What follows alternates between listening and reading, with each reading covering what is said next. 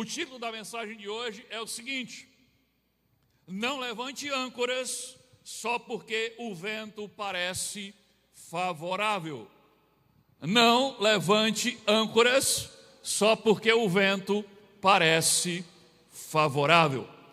O contexto, antes de lermos o texto, que é o capítulo 27, o contexto é o seguinte, principalmente para você que está vindo a primeira vez e não está acompanhando a série.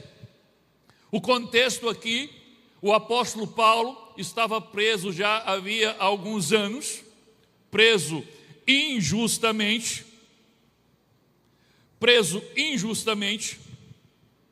e o governador Festo, que tinha julgado ele por último, havia demonstrado claramente uma disposição não de fazer justiça no julgamento de Paulo, mas de entregar Paulo para os seus acusadores. Então Paulo, percebendo que estava prestes a ser entregue nas mãos daqueles que o queriam matar, Paulo, que era judeu, mas tinha cidadania romana, ele decide fazer algo que era um direito de todo cidadão romano. Durante o julgamento, Paulo olha para o juiz, para o governador juiz Festo, e diz: eu apelo para César. E quando ele diz isso, ele estava dizendo: como cidadão romano, eu apelo para o meu direito de exigir ser julgado na corte superior do Império Romano, que é ser julgado pelo próprio imperador César. E como Paulo era um cidadão romano, ele tinha esse título de cidadão romano, o governador Festo não teve outra opção a não ser enviar Paulo para Roma, para que lá ele aguardasse uma audiência para ser julgado pelo próprio imperador. E o capítulo 27 de Atos é justamente esta viagem. Agora Paulo está sendo entregue aos cuidados de um centurião, e esse centurião vai conduzir Paulo e outros prisioneiros que seriam conduzidos para Roma. Mas uma coisa interessante é que o Império Romano, ele não tinha um navio viatura. Então não tinha um navio especializado propriamente para carregar prisioneiros. Aquele centurião pegava aqueles prisioneiros e ele saía pegando carona em navios que iam no rumo de Roma, até que ele chegaria em Roma. Então você vai ver eles mudando de navio ao longo da viagem e muitos acontecimentos. O capítulo 27 é esse contexto, é o início desta viagem, e que Paulo está sendo levado como prisioneiro para ser julgado em Roma. Agora nós vamos ler o texto bíblico, e eu peço que você dê a esse texto a sua total e completa atenção. Se você perder essa parte, você perde todo o restante. Nós vamos ler até o versículo 15. Então, Atos 27, do 1 ao 15, você pode acompanhar a leitura na tela. Diz o seguinte: quando ficou decidido, isso é Lucas contando, e pelo que entendemos, Lucas está viajando com Paulo, porque como era um navio que todos poderiam estar, não era um navio viatura, não era um navio de prisioneiros, Lucas poderia comprar sua passagem e viajar junto, acompanhando Paulo. Então, Lucas diz: quando ficou decidido que navegaríamos para a Itália, Paulo e alguns outros presos foram entregues a um centurião chamado Júlio, que pertencia ao regimento imperial. Embarcamos no navio de Adramítio, que estava de partida para alguns lugares da província da Ásia, e saímos ao mar, estando conosco Aristarco, um macedônio de Tessalônica. Versículo 3 da próxima tela. No dia seguinte, ancoramos em Sidom, e Júlio é quem? É quem, gente? Júlio é o centurião. Não durma não. Então Júlio, num gesto de bondade para com Paulo, permitiu-lhe que fosse ao encontro dos seus amigos, para que estes suprissem as suas necessidades. Olha, Eles tinham tanta certeza que Paulo era inocente, que Paulo era uma vítima, que Paulo era um homem de bem, que eles sabiam que Paulo não ia fugir, eles já tinham entendido qual era o caráter de Paulo.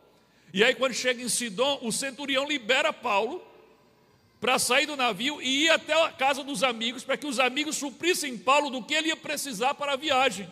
Olha que coisa interessante. O versículo 4 diz assim: quando partimos de lá, passamos ao norte de Chipre, porque os ventos nos eram contrários. Tendo atravessado o mar aberto ao longo da Cilícia e da Panfilha, ancoramos em Mirra, da Lícia. Versículo 6. Ali o centurião encontrou um navio alexandrino. Eles vão mudar agora, vão fazer uma conexão. O centurião encontrou um navio alexandrino que estava de partida para a Itália, e nele nos fez embarcar.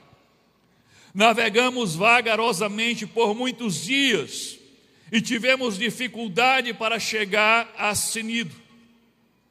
Não sendo possível prosseguir em nossa rota, devido aos ventos contrários, navegamos ao sul de Creta, de frente a Salmona.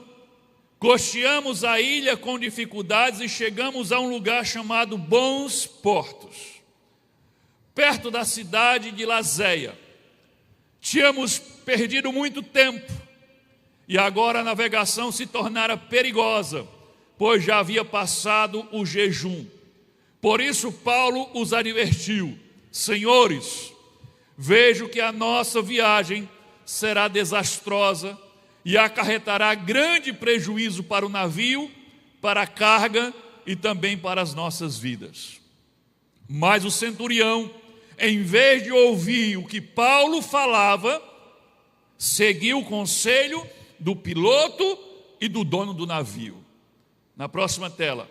Visto que o porto não era próprio para passar o inverno, a maioria decidiu que deveríamos continuar navegando com a esperança de alcançar Fenícia e ali passar o inverno. Este era um porto de Creta que dava para sudoeste e noroeste, começando a soprar suavemente o vento sul. Eles pensaram que haviam obtido o que desejavam, por isso levantaram âncoras e foram navegando ao longo da costa de Creta. Próxima tela. Pouco tempo depois, desencadeou-se da ilha um vento muito forte, chamado Nordeste. O navio foi arrastado pela tempestade, sem poder resistir ao vento. Assim cessamos as manobras e ficamos à deriva. E daqui para frente a história só vai piorar. Vamos orar. Paizinho querido, Deus amado, em nome de Jesus, pedimos, Deus, a Tua direção nessa noite. Pedimos, Pai, que o Senhor traga os nossos corações e nossas mentes para estarem completamente focadas nesta palavra. Que o Teu Espírito Santo ministre as nossas vidas de forma a gerar em nós uma mudança de mente e uma mudança de ação. Queremos ouvir a Tua voz e queremos ser ministrados pelo Teu Espírito Santo. É por isso que estamos aqui nessa noite. Esse é o desejo do nosso coração e esse é o motivo da nossa oração. Então, Deus, fala conosco nessa noite, em nome de Jesus. Amém.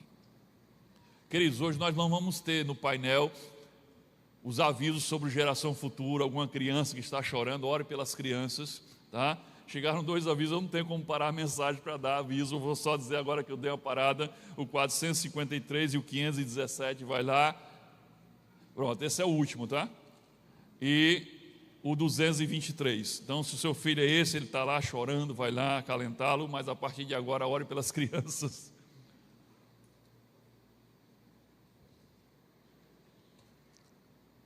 A pergunta que vamos responder hoje é a seguinte: quais lições nós podemos aprender com o capítulo 27? E nós vamos só começar as lições do capítulo 27. Você pode pegar o seu esboço E você já pode anotar a primeira lição desta noite. E a primeira lição que aprendemos aqui com o capítulo 27 é a seguinte: os conselhos de quem comprovadamente anda com Deus são mais preciosos do que os conselhos dos especialistas humanos. Complete o seu esboço, tem alguma palavra faltando aí. Agora preste atenção que essa lição está dizendo: os conselhos daqueles que andam comprovadamente com Deus. Não é quem diz que anda com Deus, é quem de fato anda com Deus. O conselho dessas pessoas são mais preciosos do que os conselhos dos especialistas humanos que não conhecem a Deus. O texto em questão é o versículo 10 e o versículo 11, que vai estar na tela agora, diz assim: Senhores, Paulo diz, vejo que a nossa viagem será desastrosa e acarretará grande prejuízo para o navio, para a carga e também para a nossa vida. Todavia, o texto diz, o centurião, em vez de ouvir o que Paulo, o homem que comprovadamente andava com Deus, falava, ele seguiu o conselho do piloto e do dono do navio. Paulo aqui, ele foi sensível aos sinais. Ele estava tendo o que nós chamamos de discernimento espiritual. Paulo olhou para o que estava acontecendo à sua volta, e a sua comunhão e intimidade com Deus lhe deu discernimento espiritual. É quando você consegue ler o ambiente, as circunstâncias por uma ótica espiritual, e você consegue enxergar pela ótica divina. Então, tendo um discernimento espiritual, Paulo alerta: essa viagem não vai acabar bem. No versículo 10 que nós lemos, Paulo diz assim, Paulo não diz, Deus me revelou que essa viagem vai dar errado. Não, ele não diz, Deus me revelou. Ele diz assim, vejo, ou seja, percebo, faço a leitura de que essa viagem vai ser desastrosa. Até este ponto aqui, eles ainda estavam no porto. Paulo ainda não tinha recebido, se você já leu o capítulo 27 todo, você sabe, que lá na frente, quando o navio já está sendo açoitado pela tempestade, durante a noite, um anjo do Senhor aparece a Paulo e traz uma revelação. Mas aqui ainda não tinha acontecido.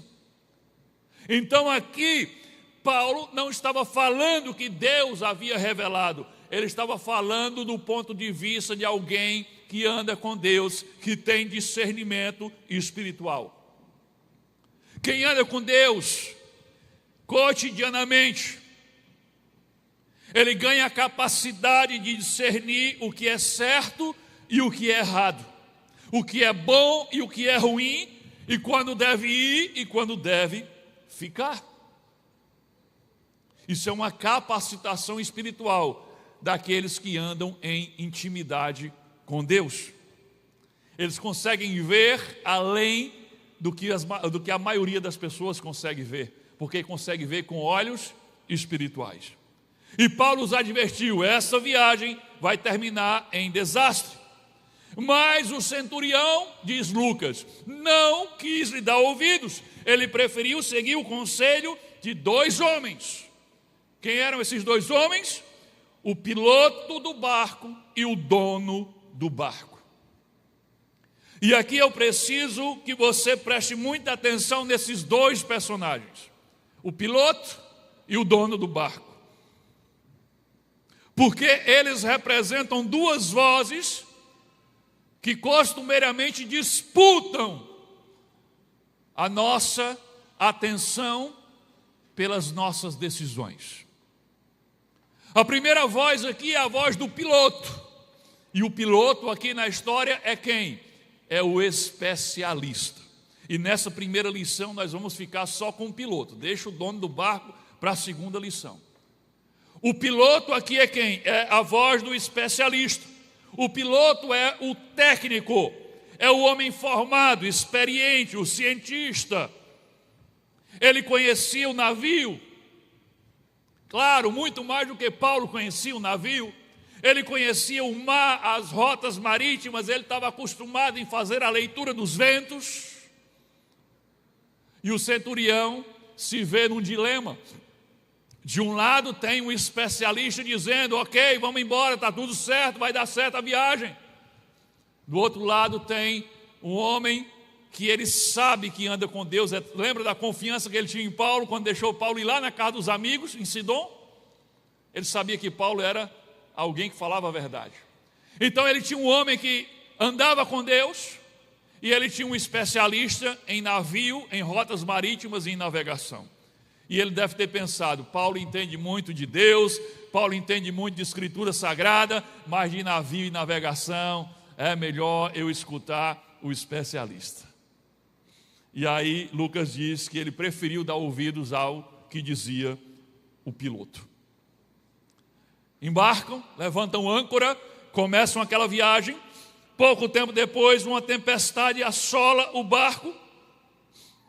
E quando está no meio da tempestade durante uma noite, aí o anjo aparece a Paulo. Nós não lemos isso aqui é só um spoiler que eu vou dar de uma parte mais adiante do capítulo, mas está aí no versículo 23 ao 25, coloca na tela e diz assim, Paulo agora vai dizer para eles, durante a tempestade, Paulo diz assim, ontem à noite, esse ontem à noite foi no próprio navio, ontem à noite, apareceu-me um anjo de Deus, a quem pertenço e a quem adoro, dizendo-me, Paulo, não tenha medo, é preciso que você compareça perante César. Olha o que Deus está dizendo, eu tenho um propósito. E você que vem acompanhando Atos sabe que Deus já tinha revelado a ele há muito tempo que ele tinha que estar em Roma.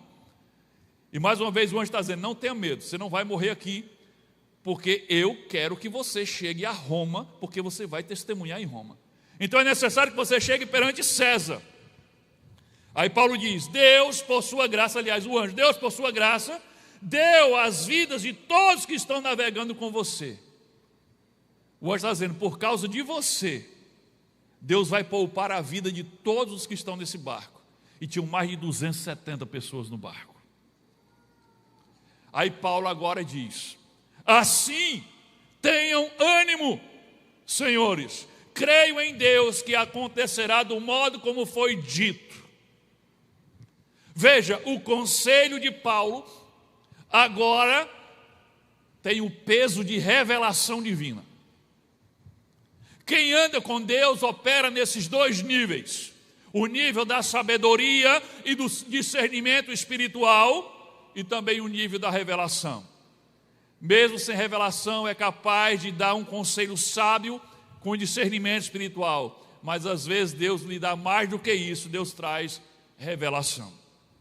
Por isso os conselhos de quem comprovadamente anda com Deus são tão preciosos, não devem ser ignorados. E qual foi o resultado da escolha errada do centurião? Eles ouviram o conselho de Paulo? Não, ele ouviu o conselho do piloto. E logo veio um furacão, um tufão e arrancou o navio das mãos do piloto. O texto diz que eles pararam as manobras, ou seja, eles baixaram as velas e simplesmente deixaram o navio à deriva. Deixa o mar nos levar para onde ele quiser. O especialista perdeu o controle logo depois que saíram do porto. Agora atenção, querido. Muita atenção para você não sair dizendo que o pastor disse uma coisa que ele não disse. Eu não estou dizendo aqui. A lição que Deus está nos trazendo aqui não é que você deve desprezar os especialistas. Não. Não diga isso, não pense isso. Se precisar, busque um médico sim, busque um advogado. Está doente? Vá no médico. Está com problema, uma causa na justiça, procure um advogado. Está precisando resolver um problema de construção, vá buscar um engenheiro. Está com problema emocional, pode conversar com um psicólogo. Pode ir no psiquiatra, não tem nada de errado, é bom. O conhecimento técnico é útil, é admirável, é necessário, e acredite, todo esse conhecimento provém de Deus, mesmo daqueles que não acreditam que Deus existe. Foi Deus que os capacitou a terem o conhecimento que eles têm. A questão aqui não é desprezar os especialistas, a questão que eu estou falando aqui é sobre a hierarquia das vozes que você escuta e que você leva em consideração. Qual é a voz mais importante? O conhecimento humano é importante, sim, é útil, sim, mas é limitado. Mesmo o conhecimento dos especialistas é extremamente limitado. O piloto conhecia o navio, o piloto conhecia as rotas marítimas, o piloto até sabia ler o vento, mas ele não conhecia o amanhã. Ele sabia ler os ventos, mas ele não sabia que havia um furacão se formando do outro lado da ilha. O especialista conhece a sua área de atuação, mas Deus conhece o seu futuro, o seu amanhã, e nenhum especialista sabe disso. Por isso, grave essa ordem: consulte o especialista, mas dê a palavra final sempre a Deus. Essa é a ordem da hierarquia. Consulte o especialista, escute o que ele tem a dizer, mas sempre dê a palavra final a Deus. O problema do centurião não foi ter ouvido o piloto do barco, foi ter dado ao piloto do navio a preferência quando a opinião do piloto era contrária à opinião daquele que falava em nome de Deus. Esse foi o problema do centurião. E eu preciso parar aqui para falar diretamente com você que de repente esteja passando por uma situação parecida com essa agora mesmo. Porque talvez você tenha sentado diante de um médico e tenha ouvido do médico falar para você ou para alguém que você ama uma das piores coisas que o ser humano pode ouvir de um médico. E talvez o médico tenha dito a você: olha, não tem mais nada que possa ser feito. O especialista falou, o laudo está assinado, o diagnóstico está diante de você, a estatística não é favorável para você, e ele não está errado, ele não está mentindo. Ele entende do que ele está falando, ele conhece a área de atuação dele. Mas e agora o que é que eu faço diante de uma palavra de um especialista da medicina? Ouça com respeito o que o médico disse. Ouça com respeito, porque ele estudou bastante, estudou muito, para ter o conhecimento para te dar esse diagnóstico. Ele conhece a área que ele atua, mas lembre-se, ele não conhece o seu amanhã. O médico lê o exame, mas tem um documento que Deus escreve que ele não tem acesso. Sabe qual é esse documento? É a tua história, o teu futuro. Ele não tem acesso, ele só consegue ler o exame e o diagnóstico. O médico conhece as doenças e sabe algumas formas de curá-las. Deus conhece todas as doenças e Ele mesmo é a cura para todas elas. E isso não é negação da ciência, longe disso. É o reconhecimento que acima de todo cientista existe um Deus todo-poderoso que sabe tudo e pode absolutamente todas as coisas. Então, se for preciso, consulte um médico, sim. Faça o tratamento que ele passar, sim. Compre o remédio, sim. Faça a cirurgia, sim. Não seja um ignorante que recusa a ajuda de Deus quando ela vem pelos meios naturais. Porque não, Deus vai me curar. Aí Deus te abençoou dando a você as condições de ir no médico. Deus te abençoou dando a você as condições de comprar o remédio, de fazer um tratamento, de fazer a cirurgia, e você fica lá teimando. Não, Deus vai me curar. Você não entende que Deus pode tanto usar as coisas naturais como as sobrenaturais, e você aí exigindo que Deus mande um anjo do céu. Às vezes Ele mandou um médico para curar você. Então não seja um ignorante. Não é disso que a gente está falando aqui.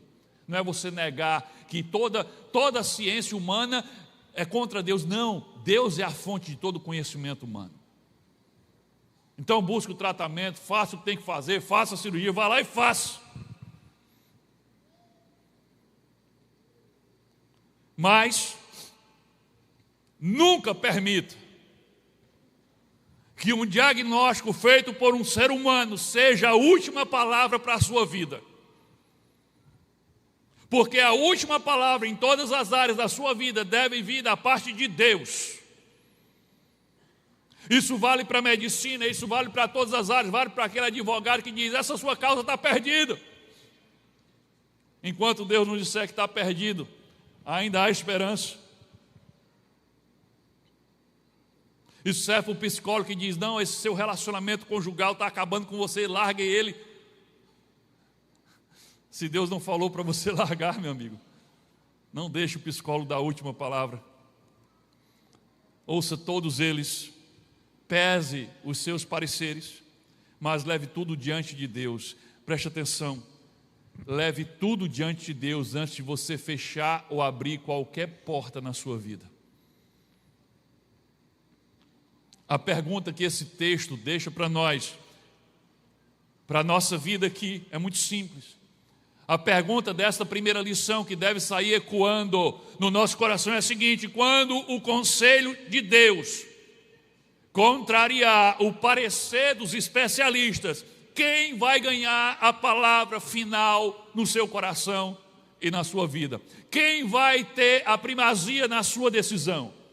A voz de Deus, a palavra de Deus ou o conselho dos especialistas? É disso que nós estamos falando aqui. E esta é a primeira lição. Segunda lição.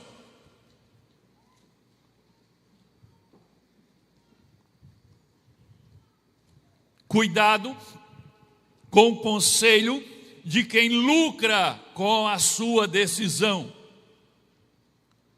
Cuidado com o conselho de quem lucra com a sua decisão.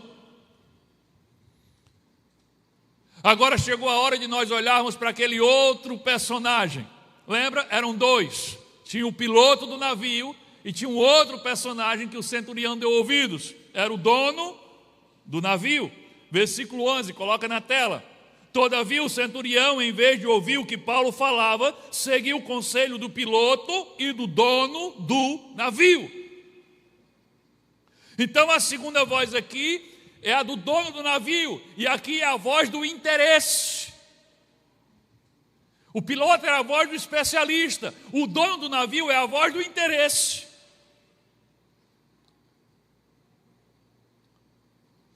Veja bem, aquele era um navio cargueiro, embora tivesse muitos passageiros. Mas lá no versículo 38, não está na tela, mas lá no versículo 38 vai ficar claro que ele estava carregado de trigo. Ele estava levando uma carga de trigo. E trigo parado no porão do navio durante todo o inverno, porque essa era a ideia.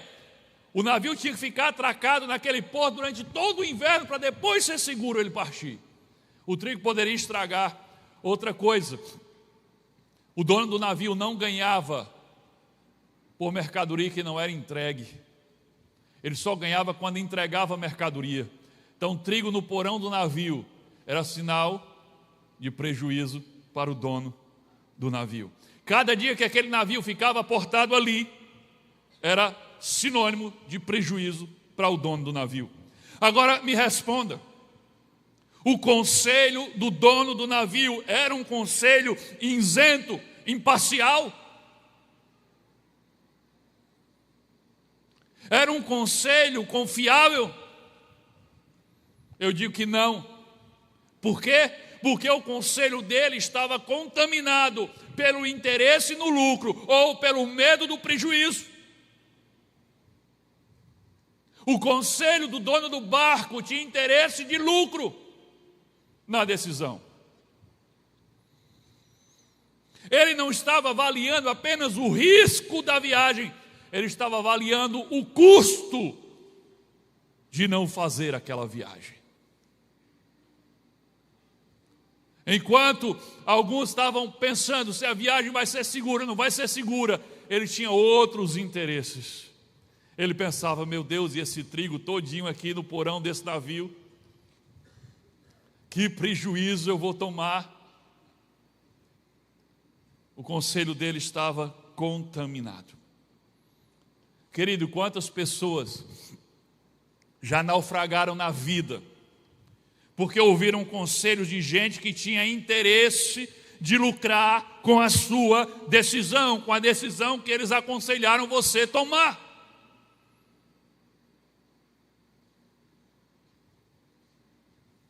Será que você não já passou por isso? Será que você não tomou decisões importantes na sua vida, ouvindo o conselho de alguém que estava interessado em ter um lucro com a decisão que ele mandou você tomar? E esse conselho não foi pensando no seu bem, foi pensando no lucro dele? Pense nos rostos que já aconselharam você ao longo da sua vida. Quantos deles tinham algo a ganhar com o conselho que eles deram a você, se você decidisse seguir? É o vendedor que te empurra uma dívida enorme, e ele diz: você merece, você trabalhou muito para isso, e ele bota você lá em cima, e diz: isso aqui cabe no teu orçamento, essa parcela cabe no teu orçamento. Mas ele não está preocupado com o teu orçamento, ele só está preocupado com a comissão dele. E você acha que ele é o melhor conselheiro do mundo para você decidir se vai ou não entrar naquela dívida enorme. É o corretor de imóveis, perdão para os corretores presentes. Aqui, os corretores daqui não fazem isso não, é só lá da França. Mas é o corretor de imóvel que vai vender um terreno, uma casa para você e diz: essa aqui é a grande oportunidade da sua vida. E digo mais, amanhã já pode não estar disponível. De repente aquele imóvel que está encalhado há 2, 3 anos, virou o imóvel mais disputado da cidade. Ele cria a escassez, a urgência e diz: você tem que decidir agora, para não dar tempo de pensar, vamos assinar o contrato. E a pressa dele não é a pressa para te abençoar, é a pressa para fechar a venda, para não perder o cliente. É a pressa para ter o lucro, 5% da venda no meu bolso. É o líder religioso, já que eu estou mexendo com muita gente, eu vou mexer com a minha área, para você não sair com raiva de mim. É o líder religioso que é incapaz de dizer alguma coisa que te desagrade, que só diz o que você quer ouvir, que massageia o teu ego, que nunca confronta você, nem te exorta quando você está errado, nem desafia você a sair do seu comodismo e a servir o teu próximo. Por quê? Porque ele não quer desagradar você, não quer que você fique chateado com ele, porque pode ser que você vá para outra igreja e ele está muito mais interessado na tua oferta do que no teu crescimento espiritual. Esse conselho também está contaminado. É o amigo que te incentiva a abandonar o teu casamento, a ir para as farras com ele ou com ela, a viver sozinho, buscar a tua própria felicidade. Sabe por quê? Porque no fundo ele já fez isso com a vida dele ou dela, já bagunçou tudo e precisa, sabe de quê? De uma companhia para viver na bagunça que ele criou. Ele não está pensando no teu melhor, ele não está pensando em que você precisa ser feliz, ele só precisa de alguém para estar com ele na bagunça que ele mesmo gerou na vida dele. E você acha que aquele conselho é um conselho bom para seguir? Cuidado.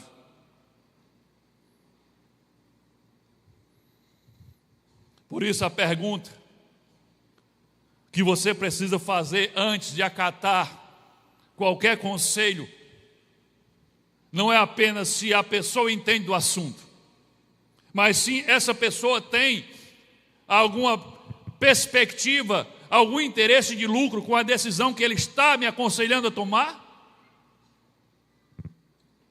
Se a resposta for sim, esse conselho pode até ser recebido, mas tem que ser recebido com cautela redobrada. Entenda, não significa que todo corretor vai querer te empurrar uma bomba. Não quer dizer que todo corretor vai querer te empurrar uma casa velha que não presta. Não quer dizer que todo vendedor vai querer te vender uma coisa ruim. Não! Existem pessoas honestas que, mesmo tendo interesse em lucro, eles vão te aconselhar de forma correta. O que eu estou dizendo é, se a pessoa tem interesse de lucro na decisão que ele está te aconselhando, você deve prestar muita atenção e ter muita cautela na hora de aceitar esse conselho. Porque aquele conselho pode estar completamente contaminado com o desejo de lucro, com a tua decisão. Olha para Paulo. Você pode dizer, Paulo tinha interesse no conselho que estava dando? Não. Paulo já tinha garantia, Deus já tinha dito a ele, você vai para Roma, meu amigo, seja por debaixo da água, seja por cima da água, você vai para Roma.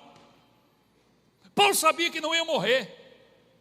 Ali no barco, não foi a primeira vez que Deus mandou um anjo para falar com ele, dizer, você vai para Roma. Já tinha acontecido outras vezes. Quando Paulo dá aquele conselho, Paulo não tinha nada a ganhar.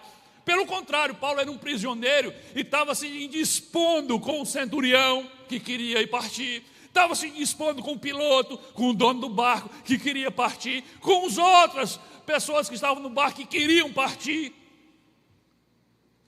Paulo estava se colocando como chato, como aquele cara que é o do contra. Isso não era nada bom para Paulo. Não tinha nenhuma vantagem em Paulo ser o do contra naquele momento. Então Paulo não estava pensando em si. Paulo já estava garantido. Ele estava pensando no bem das pessoas que ele estava aconselhando. E essa é uma das marcas mais seguras do conselho de quem anda com Deus. É que o conselho de quem anda com Deus não está buscando algo para si, mas está pensando no bem daquele a quem ele está aconselhando, mesmo quando esse conselho lhe traz inclusive prejuízo. Mas ele está focado em dizer algo que vai te abençoar, que vai te edificar, que vai te guiar para um caminho melhor.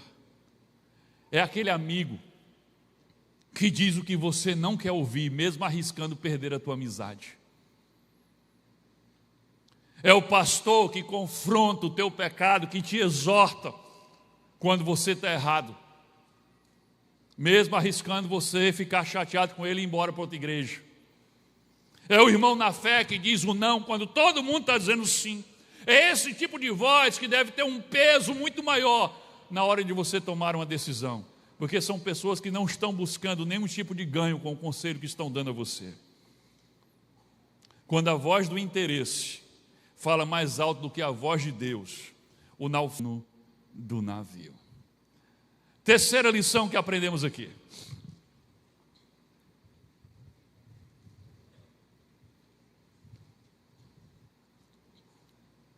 O desejo é um intérprete corrupto. Ele traduz qualquer evento como confirmação de Deus a seu próprio favor. O que, pastor, que você está dizendo aí? Que negócio filosófico é esse? Vou repetir, depois eu explico. O desejo é um intérprete corrupto. Ele traduz qualquer evento como confirmação de Deus a seu próprio favor.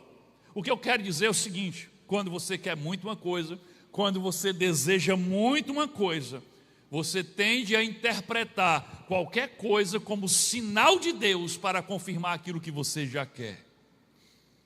É como eu tenho falado, inclusive na aula de hoje da classe Conexão, aula 6, aprendendo a discernir a voz de Deus.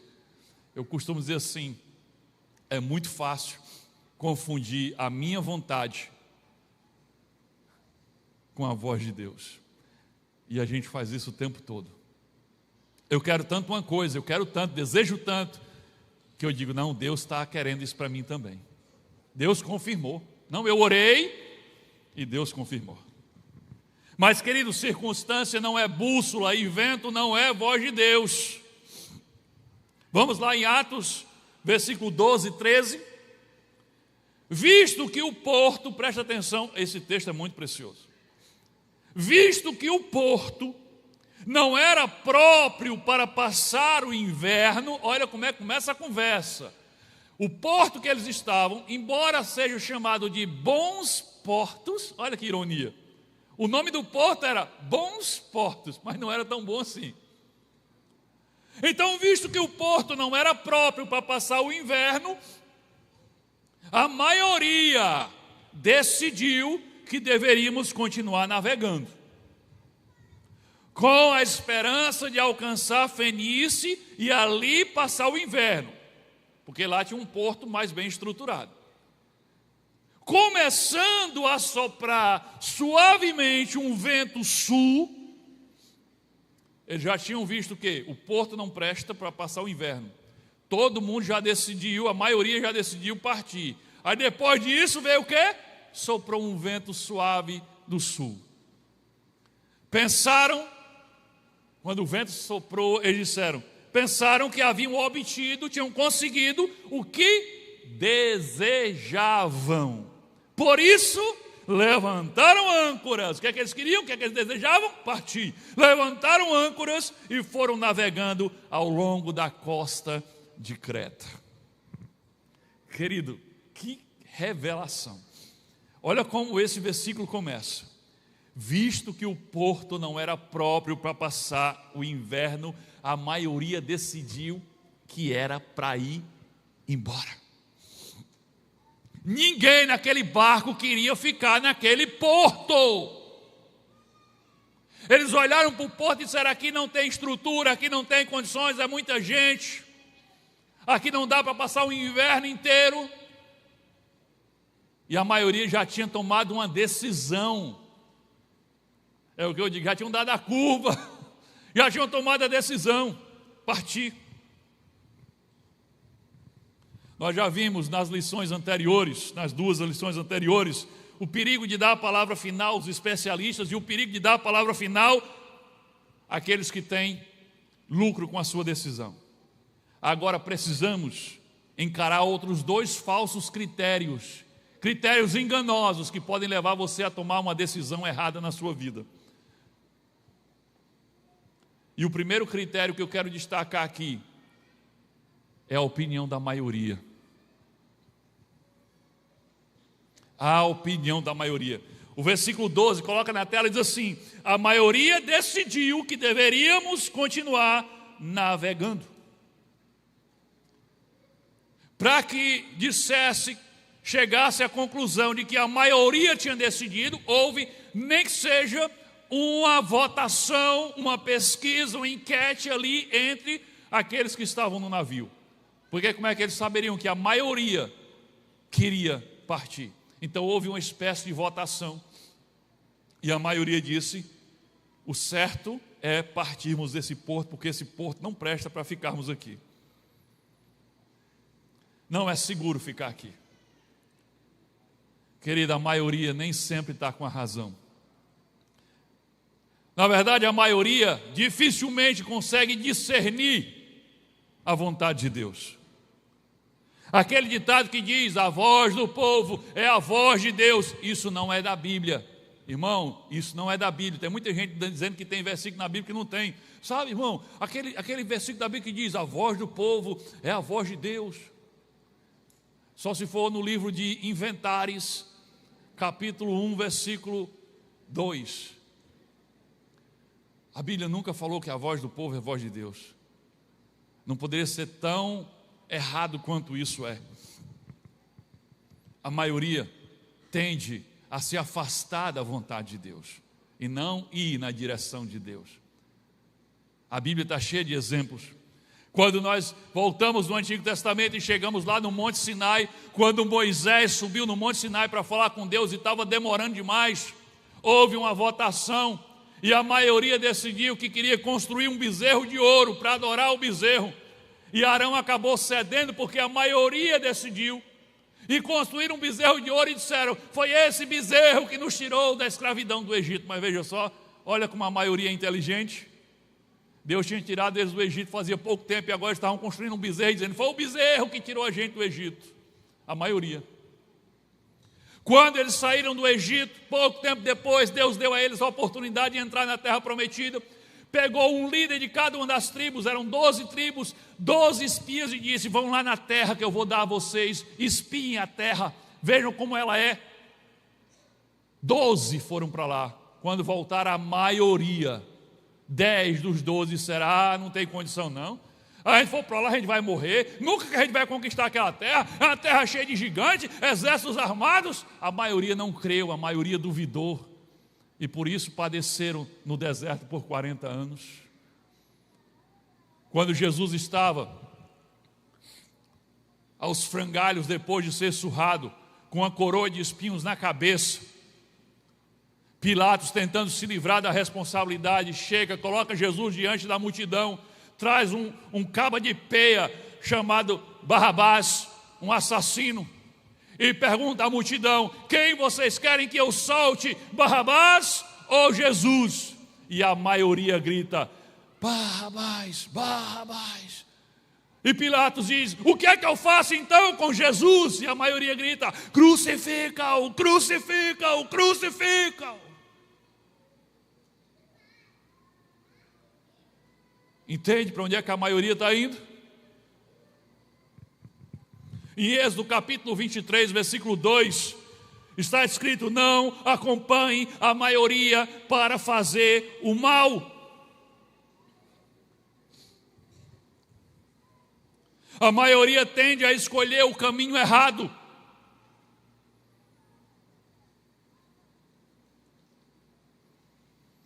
Deus transformou isso no mandamento que nós lemos aqui agora, numa ordem, porque Ele conhece a força de arrasto que a multidão, que a maioria exerce sobre cada um de nós. Porque seguir a manada, seguir a multidão é sempre o caminho mais fácil. Seguir a multidão, seguir a maioria não exige coragem. É muito mais fácil eu ir com a maioria, está todo mundo indo. Não exige reflexão, não exige fé. É só eu deixar que me arrastem, que me levem, e vamos todo mundo junto. Você não tem que pensar, você não tem que ter fé, você não tem que ter coragem. É só deixar a maioria te arrastar e te levar. Para mim, um episódio que descreve bem o que é isso é você andar no metrô de São Paulo. Quem foi que andou aqui no metrô de São Paulo num dia assim bem? Olha, alguém que já passou por essa experiência. Eu fiz uma vez, nunca mais. Irmão, aquilo é uma loucura. Você pegar um dia daqueles mesmos no horário de pico, sabe o que acontece? A multidão leva você.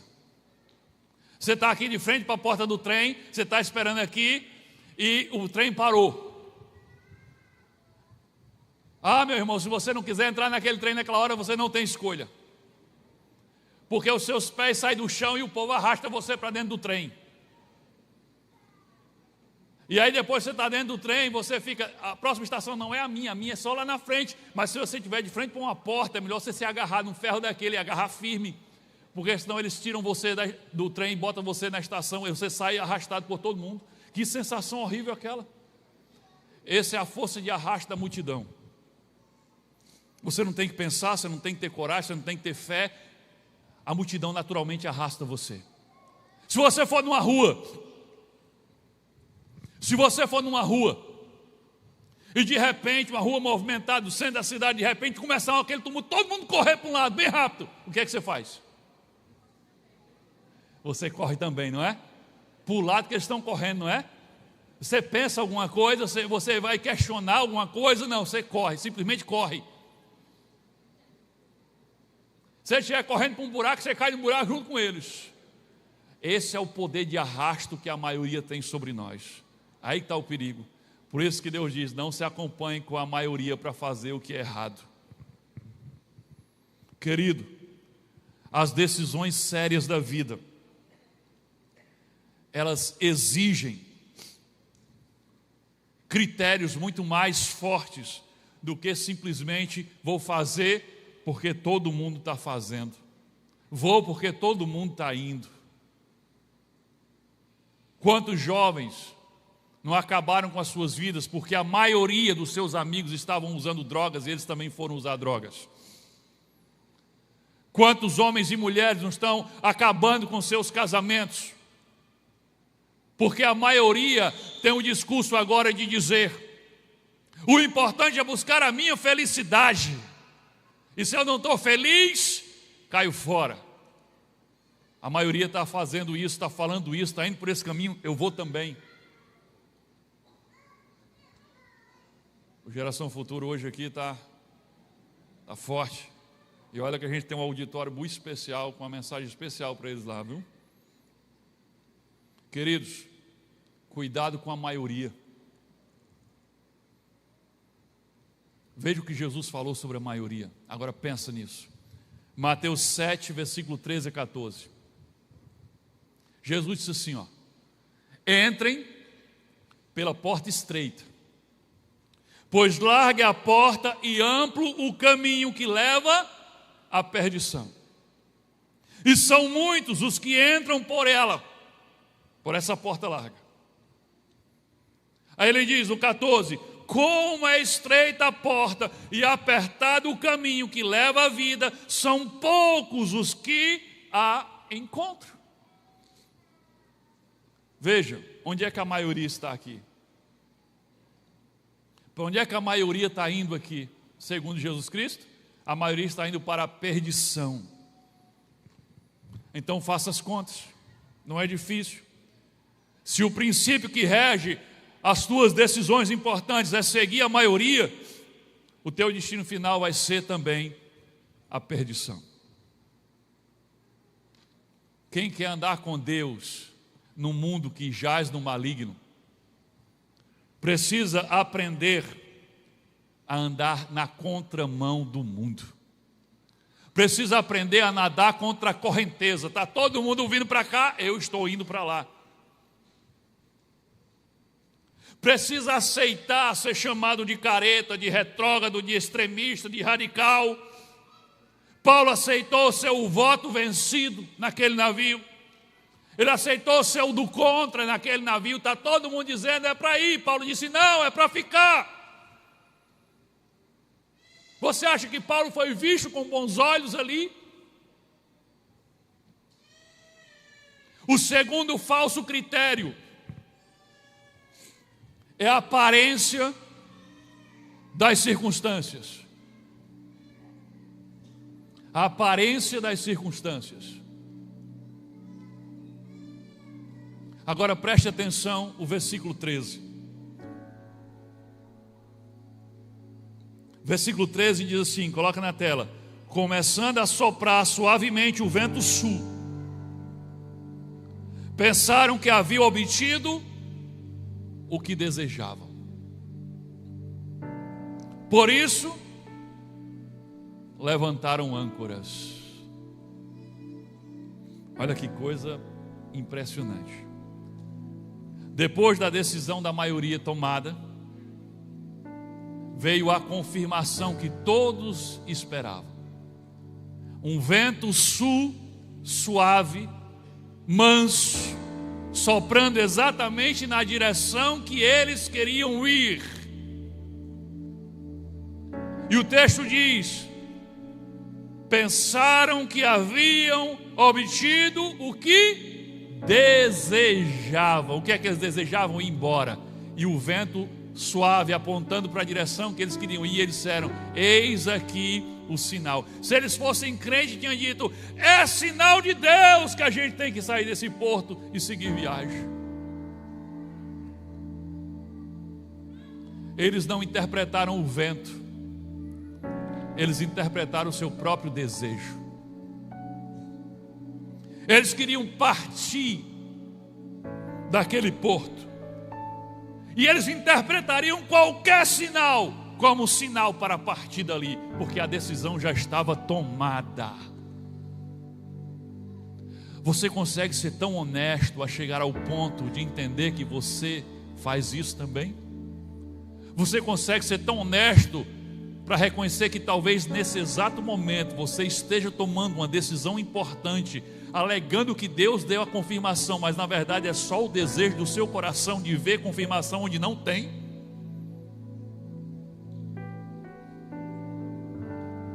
Que qualquer coisa serviria para você como confirmação, porque você já decidiu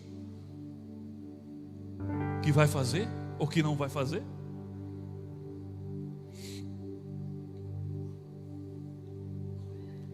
Eles olharam para aquela brisa e enxergaram nela o que o coração deles desejavam enxergar. E essa é uma das armadilhas mais perigosas na vida. Quando você deseja muito uma coisa e você quer muito uma coisa, qualquer brisa, qualquer vento parece a confirmação de Deus que aquilo é o que você deve fazer. Por isso que eu disse, o seu desejo é um intérprete corrupto, intérprete das circunstâncias, dos sinais. Ele é corrupto, ele está corrompido pela sua vontade, pela sua decisão de fazer o que você quer fazer. A pessoa deseja um relacionamento. Ela já escolheu a vítima dela. E aí um dia ela está num canto qualquer, e aquela pessoa que ela escolheu, que é a pessoa que ela quer, aparece naquele lugar, aleatoriamente. E ela diz: isso é um sinal de Deus, isso é de Deus. Pronto, já era, é o sinal que eu estava precisando. Depois o relacionamento dá todo errado, e mas o senhor não confirmou. Eu confirmei nada, meu filho. Você só esbarrou com essa pessoa numa repartição pública qualquer. Era só um ventozinho soprando e você diz: é sinal de Deus. Você queria tanto entrar naquela dívida, sabe? Você queria tanto ter um carnê novo que parece um livro de teologia, porque você está doido para trocar o seu carro num carrão muito mais novo, mais confortável. Você está doidinho, você já tomou a decisão, você quer isso para a sua vida. Aí você está lá no celular, rolando, aí o celular parece que adivinha seus pensamentos. Aí aparece um anúncio daquele carrão, aí depois aparece 2 vezes: é Deus, é Deus. Você vai na rua, aí aparece um carro, daquele carro que você está sonhando. Olha, olha, olha, isso é sinal do céu. No outro dia está lá na loja, assinando um contrato e saindo com um livro de teologia desse tamanho, que é o carnê que você vai pagar nos próximos 4, 5, 6 anos. Vai comer ovo para andar de carro novo.